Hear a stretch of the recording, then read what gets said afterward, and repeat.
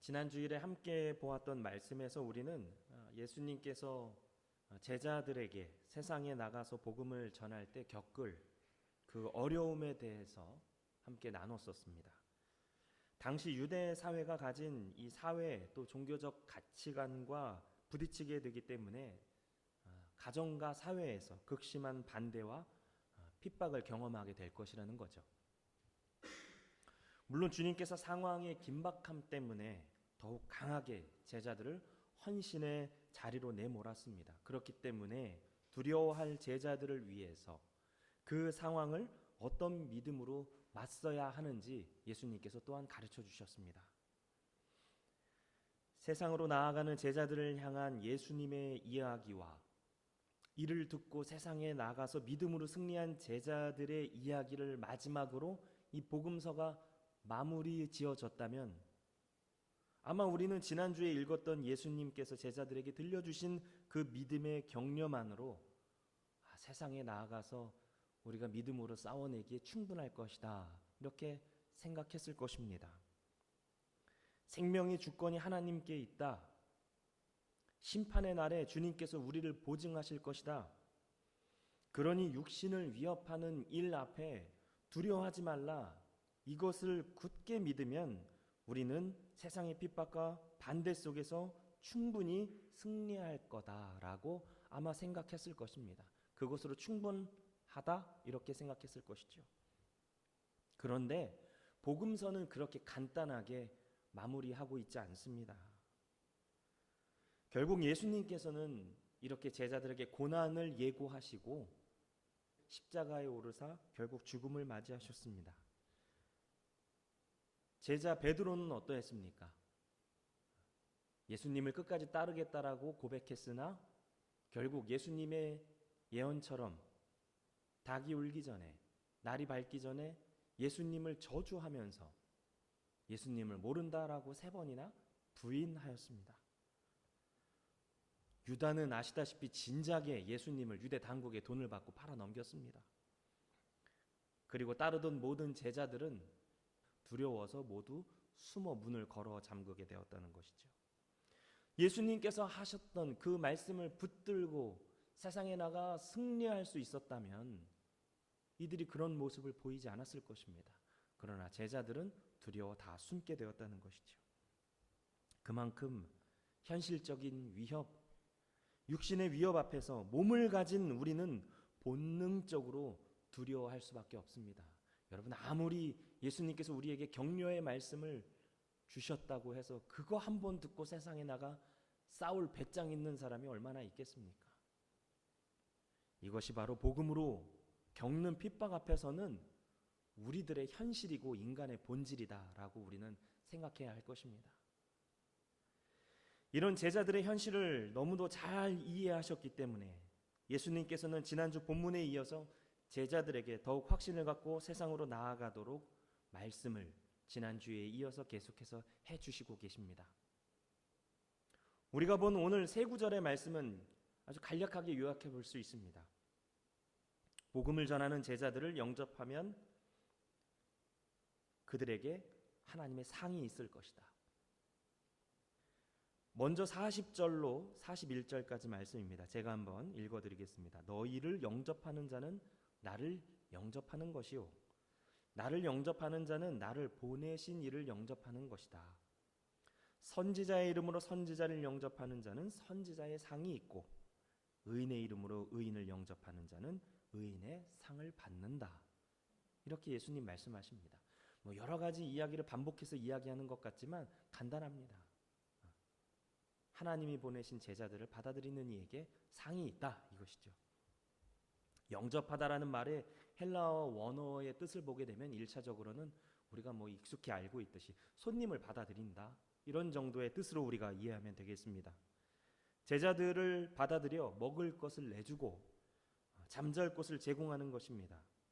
그런데 이 2번째부터 나오는 영접하다라는 말은 좀 근원적인 받아들임, 포용하는, 받아들이는 그런 의미를 갖고 있다는 것이죠. 단순한 손님을 접대하는 의미가 아닙니다. 예수님을 하나님의 아들로서 인정하는 것, 제자들이 전하는 그 복음을 받아들이는 것을 뜻합니다. 그래서 예수님을 구주로 인정하는 것까지 우리가 의미를 확장시켜 이해할 수 있다는 것이죠. 그래서 이 말씀은 제자들과 세상 이 두 방향을 향해서 이야기를 하고 있다라고 우리가 이해해야 합니다. 먼저 제자들에게 이 말씀은 이렇게 이해가 됩니다. 너희는 하나님의 대리자로서 세상에 파송되었다라는 겁니다. 마치 왕의 사신이 돼서 명령을 전하는 모습을 생각해 보면 쉽게 이해할 수 있습니다. 이러한 예수님의 이해는 단순히 제자들 또 복음을 전하는 이들에게 용기 혹은 격려를 주는 정도로 봐서는 안 됩니다. 실제로 대리자로서 세상에 파송받은 제자들에게 하나님의 능력을 주셨기 때문이죠.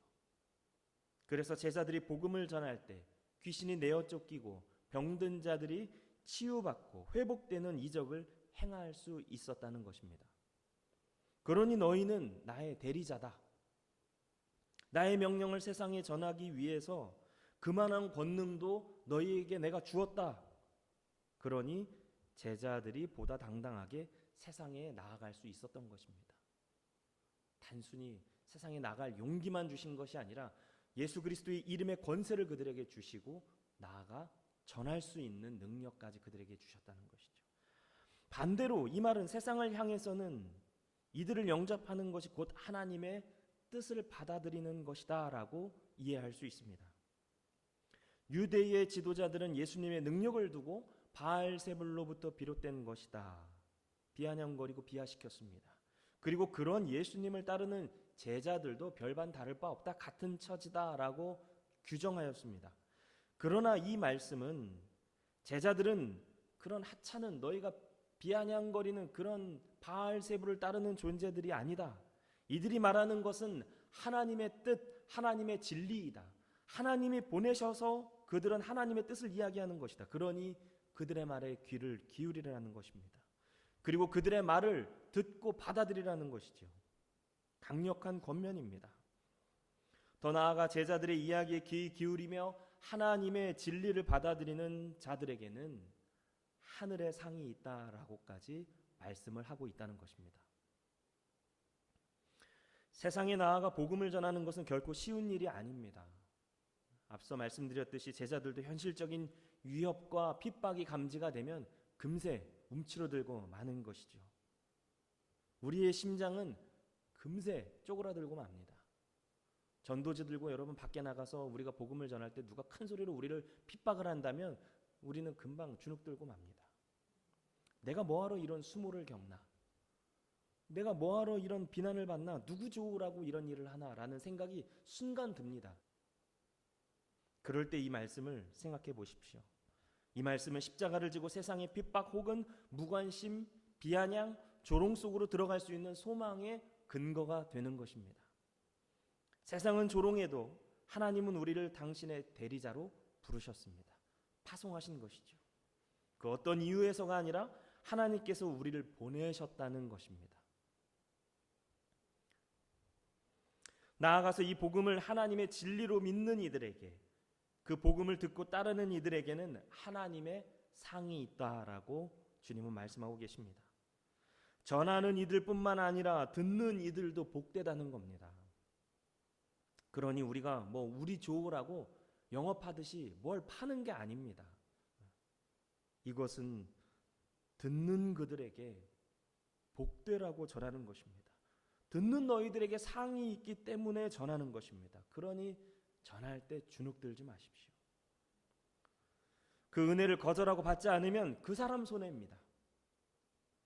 전하는 나는 하나님의 상이 있습니다. 은혜가 있습니다. 그 믿음으로 세상 속에서 담대하게, 당당하게 복음을 전할 수 있는 우리 모두가 될 수 있기를 바랍니다. 계속해서 42절에서는 제자들을 영접하는 어떤 섬김 또 어떤 방식이라도 내가 그냥 넘어가지 않겠다라는 것입니다. 아무리 작은 섬김이라도, 오늘 본문의 표현에 의하자면 냉수 한 그릇이라도 주는 자에게는 반드시 그 상을 주겠다라고 예수님은 말씀하고 계십니다. 우리가 보고 있는 10장, 지난주에도 보았고 오늘도 보고 있는 10장 전체는 예수님께서 제자들을 파송하시면서 이 당부의 말씀을 전하고 있는 장입니다. 우리가 10장 10절을 보게 되면 예수님께서 제자들을 파송하시며 이런 이야기를 하셨습니다. 너희가 세상에 나아갈 때 지갑에 돈도 넣어가지 말고 배낭도 가져가지 말고 옷도 2벌 갖지 말고 신발도 더 가져가지 말고 지팡이도 가지고 가지 말라, 이렇게 이야기하십니다. 이 말은 입고 있는 옷 이외에, 신고 있는 신발 이외에는 아무것도 가지고 가지 말라는 이야기죠. 그래서 제자들을 집으로 들여서 누군가 음식과 숙식을 해결해 주는 것은 이 제자들에게 있어서 매우 중요한 일이었습니다. 그리고 그런 사역을, 그런 섬김을 해주는 이들이 매우 소중했습니다. 더욱이 이 집 저 집 다니면서 폐 끼치지 말고 동양 다니듯이 여기저기 돈 달라고도 하지 말고 너희를 받아주는 집이 있으면 그 집에 계속 머물라고 말합니다. 참 부담스럽죠.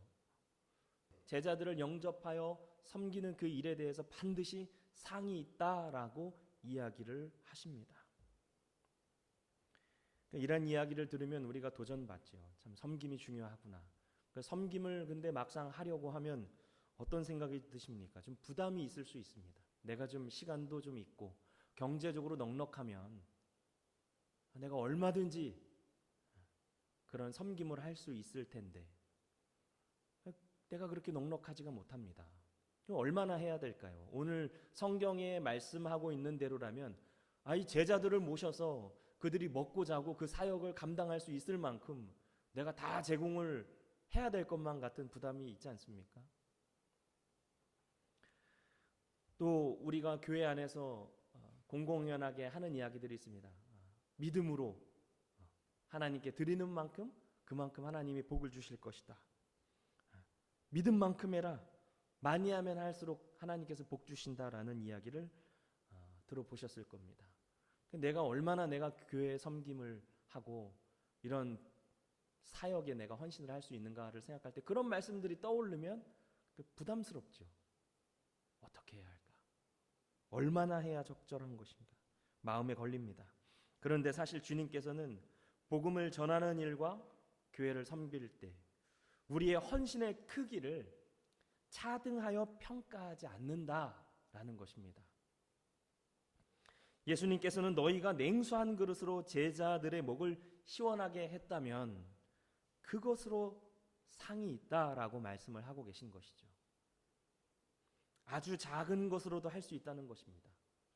소유가 많지 않아도 하나님 나라를 위해 아주 작은 것을 가지고서라도 섬긴다면 그것으로도 충분하다, 이것입니다.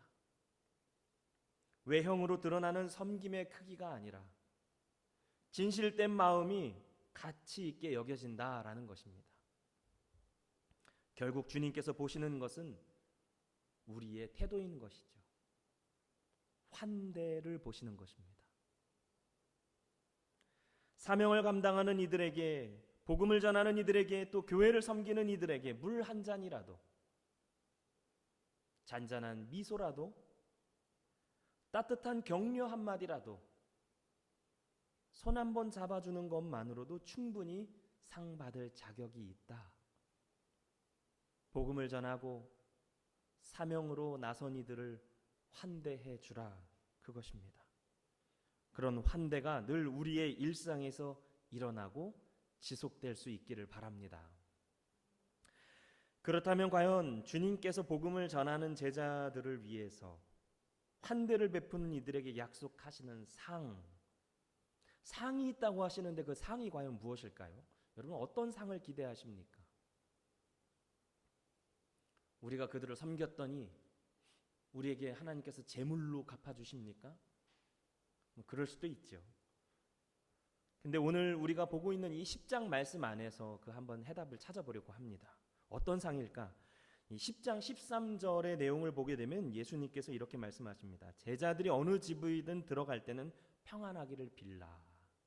그리고 그 집에서 제자들을 영접하면 그 평안이 임할 것이다.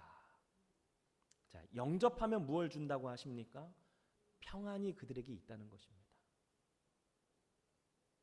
이것은 그 집에 들어갈 때 단순히 안녕하십니까? 라고 인사를 하라는 말이 아닙니다. 평안을 빌고 너희들을 환대하는 집에 내가 평안을 주겠다라는 것이죠. 하나님의 대리자인 제자들을 영접하는 것은 곧 예수님을 영접하는 것입니다. 예수님을 보내신 하나님을 또한 영접하는 것이죠. 이것은 하나님께서 그 집의 주인이 되어 주신다는 것입니다.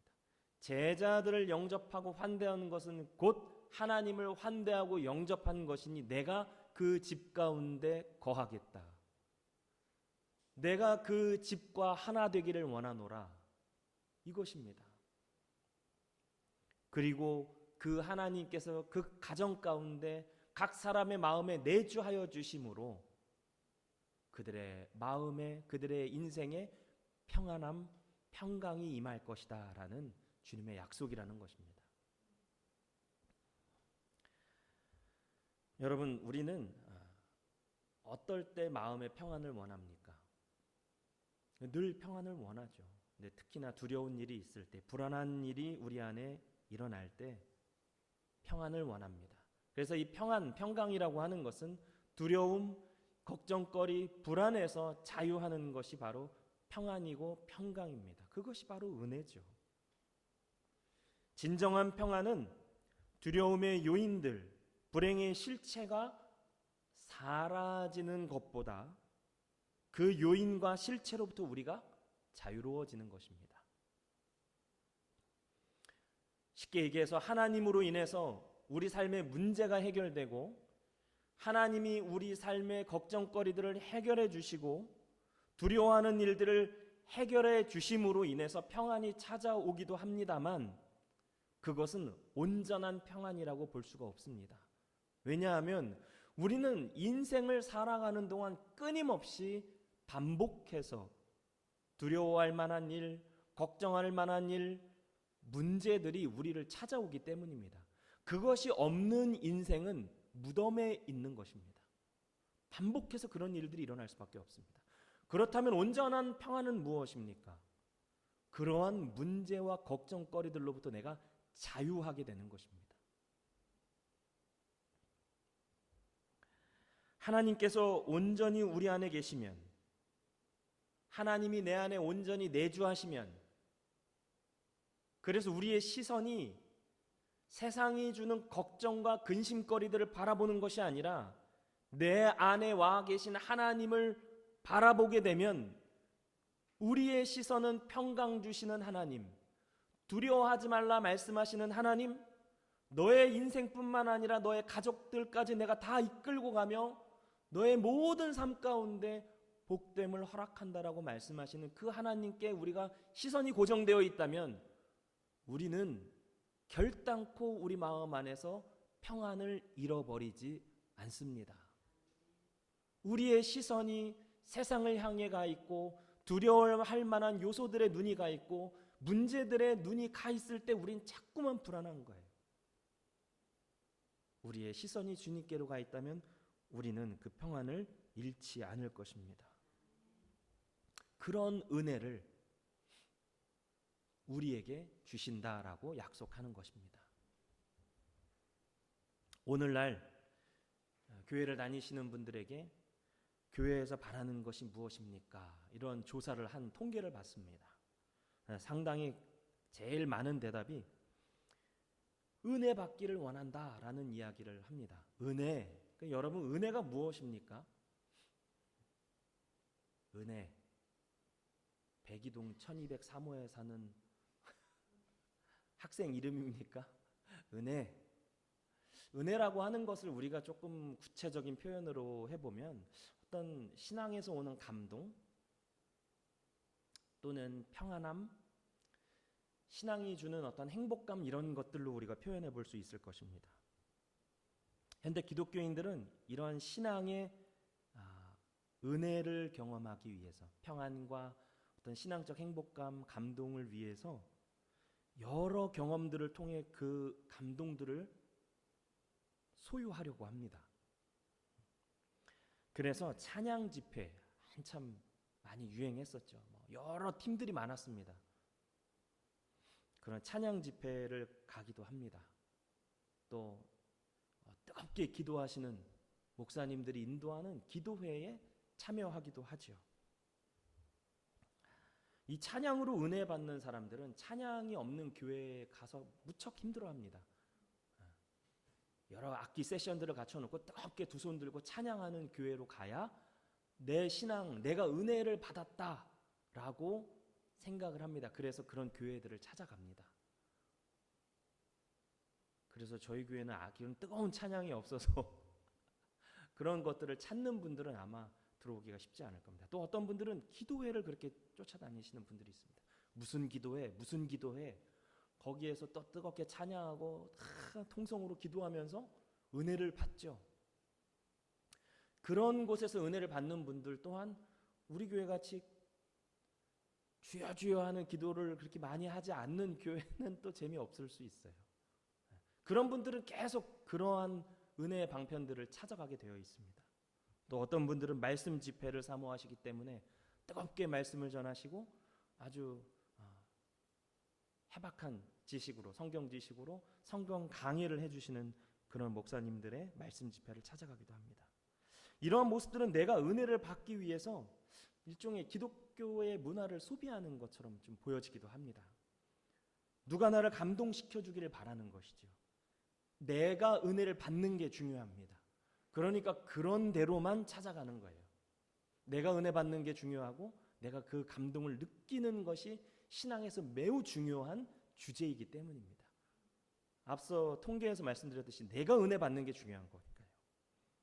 이것을 두고 우리는 일종의 소비주의적 영성이라고 한번 표현해 볼 수도 있겠습니다. 그런데 오늘 본문에서는 그런 은혜와 감동, 평안함은 어디에서 오는가? 타인을 향한 작은 수고와 환대의 보상으로 주어진다는 거예요. 목마른 자에게 내가 가던 길을 멈추고 시원한 물 한 그릇 떠주는 것만으로도 우리에게 하나님은 평강이라는 은혜를 주신다는 겁니다. 뜨겁게 찬양하는 곳을 찾아가야만, 두 손 들고 찬양해야만 하나님이 내게 은혜를 주시는 게 아닙니다. 거기서도 얻을 수 있지만 거기에서만 얻는 게 아니에요. 뜨겁게 기도하고 안수받고 그런 집회에 가서만 내가 은혜를 받는 게 아닙니다. 거기에서도 은혜는 받지만 거기에서만 받는 게 아니에요. 오늘 성경 말씀 안에서만 우리가 이해해 본다면 어떤 큰 섬김을 하는 것도, 어떤 대단한 기도를 하는 것도, 뜨거운 찬양을 하는 것도 아니라 타인을 향한 작은 섬김, 작은 환대의 표시를 하는 것만으로도 하나님께서는 우리 마음 안에 놀라우리만큼 큰 평강을 허락해 주신다는 것입니다. 섬김과 환대는 내가 가는 발걸음을 잠시 멈춰야 가능합니다. 나의 의지를 조금 양보하는 것이죠. 그리고 타인의 필요에 시선이 고정되어져야 합니다. 그리고 수고가 뒤따르죠. 우리 손에 어떤 대단한 것을 들고 가서 주는 게 아니라 그 일련의 과정, 내 의지를 양보하고 수고를 자원하는 그 마음이 중요하다는 거예요. 그러니까 냉수 한 그릇이라도 족하다라고 예수님이 말씀하시는 겁니다.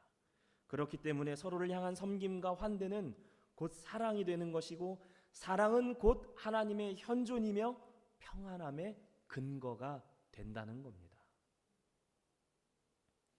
오늘 본문 속에서 예수님의 제자들은 이제 세상으로 나아가 복음을 전해야 됩니다. 핍박 속에서 사명을 감당해야 하기에 뒤로 물러서지 말고 당당히 나아가 예수 그리스도의 권세를 가지고 사명을 감당하라 말씀하고 계십니다. 물론 당장의 전도 여행에서 제자들은 승리한 듯이 돌아오게 됩니다. 누가복음 10장 17절의 말씀을 보게 되면 오늘 본문과 평행을 이루고 있는 본문인데요. 제자들이 파송받고 돌아오면서 예수님께 막 자랑을 합니다. 이런 일이 있었습니다. 귀신이 내어 쫓기고 기적들이 일어났습니다라고 아주 당당하고 자신 있게 예수님께 와서 이야기를 했다는 거예요. 그러나 결국 예수님의 처형 이후로는 모두 다 패배자가 된 것을 우리가 너무나도 잘 알고 있습니다. 그렇다면 지난주에 이어 오늘까지 이어진 이 예수님의 말씀은 과연 제자들에게 어떠한 격려와 힘이 될까요? 물론 제자들은 예수님의 죽음 이후에 흩어지고 맙니다. 그러나 예수님의 부활 이후 다시 세상으로 나아가죠. 그리고 핍박이 있을 때마다 이 말씀을 마음에 새기며 나아갔을 것입니다. 사도행전의 내용을 통해 제자들은 담대히 다시 세상에 나아가 예수 그리스도 그 이름의 권세로 죄사함을 주고 병을 고쳤고 하나님의 통치를 선포하였습니다. 그들은 그러한 사역을 통해서 그들이 다시 일어났음을 우리에게 알려주고 있죠. 무엇이 그들을 일으켜 세웠을까요? 물론 예수님의 부활을 보고 일어났을 것입니다. 그러나 핍박은 반복되지요. 그래서 이들은 다시 일어서기 위해서 이 말씀들을 되새겼을 것입니다. 이 말씀을 성경으로 마태라는 저자가 교회 공동체를 위해 적은 말씀입니다. 다시 적어 놓은 것입니다. 예수님의 그 말씀을 기억하고 제자들이 그리고 마태 공동체가 그 교회가 이런 핍박이 있을 때마다 다시 일어나라. 예수님께서 우리에게 이렇게 말씀하셨다. 다시 일어나라. 그것을 마음에 새기고 읽고 들어 반복해서 일어날 수 있도록 이들은 말씀으로 제자들에게 남겼다는 것입니다. 그 가치를 들고 세상이 우리를 무력하게 할 때도 우리는 사명을 감당했기에 교회가 세워져 왔고 지금도 세워지고 있는 것입니다. 세상의 가치에 비추어 볼 때 우리가 개척하는 것이 그렇게 가치 있는 일일까요? 세상 사람들이 볼 때 저렇게 큰 교회도 많은데 굳이 개척교회를 할 이유가 무엇이 있습니까? 라고 오히려 그들은 반문할 것입니다. 그러나 그럼에도 불구하고 우리가 교회로 세워져야 하고 교회로 세워가고 있는 것은, 그리고 교회로 세워진 것은 주님께서 우리에게 맡겨주신 사명이 있기 때문이고, 세상이 우리를 핍박하고 조롱해도 우리가 또 일어서서 교회적 사명을 감당할 수 있는 것은 이 말씀이 우리를 다시 주저앉은 자리에서 일으켜 세우기 때문입니다. 복음을 전하는 것은 결코 쉽지 않습니다. 그러나 그런 어려움이 큰 파도처럼 몰려올 때마다 이 말씀을 닻으로 삼아 하나님의 약속 위에 굳게 서 있기를 바랍니다. 세상의 핍박과 조롱 무관심에 낙담되었다가도 다시 말씀을 기억하며 일어서는 것입니다. 우리를 세상에 보내시는 이가 하나님이요, 그 일을 감당케 하시기 위해 예수 그리스도 그 이름의 권세를 우리에게 주심이요, 하나님의 진리를 전하는 일에 참여함으로 하나님의 통치 안에 온전히 거함을 마음에 새겨 복음의 삶을 살아내는 저와 여러분이 되기를 간절히 소원합니다.